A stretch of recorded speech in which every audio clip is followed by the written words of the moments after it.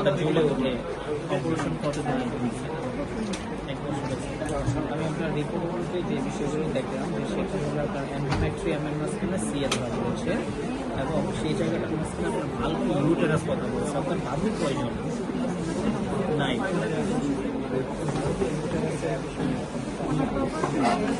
হ্যাঁ, কিন্তু একটা নোট দিয়েছে আচ্ছা। আর কি কি সমস্যা বুঝতেছেন আপনি?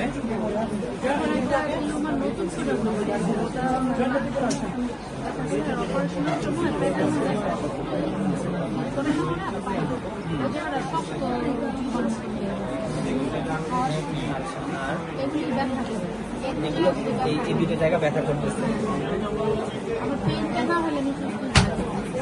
মানে আপনার এখন মেজরিটি সমস্যাই করতেছে পেইনটা। আর সবচেয়ে সমস্যা হচ্ছে আমি যখন খাবার দাবারের মধ্যে কার্বটা বেশি খাই তখন মানে আমি সকালবেলা কিছুই খাই না, দুপুরবেলা অল্প একটু ভাত খাই, রাত্রে সালাদ। রাত্রে কি খান?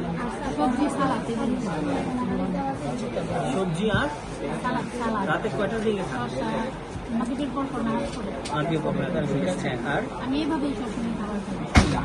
আপনার সমস্যা নাশপাতি খাই করে আর আপনি সন্ধ্যার পরে ফল সবজি খাওয়ার পরামর্শ কি দিচ্ছেন? এটা কি কারো সাজেশনে খাচ্ছেন? ডাক্তার সন্ধ্যার পরে না, মানে আমার বলছি যে আপনার রুটি না খেতে পারলে আমি চিন্তা করছি। দেখেন, আপনি চিন্তা করে, আমি চিন্তা করছি হয়তো করে, এগুলো দ্বারা কিন্তু মেডিকেল জগৎ চলবে।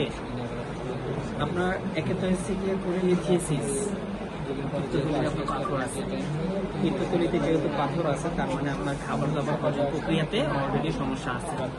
এখন খাবার দাবার এই বিষয়গুলো যদি আপনি হজম করতে চান, মাগরিবের পর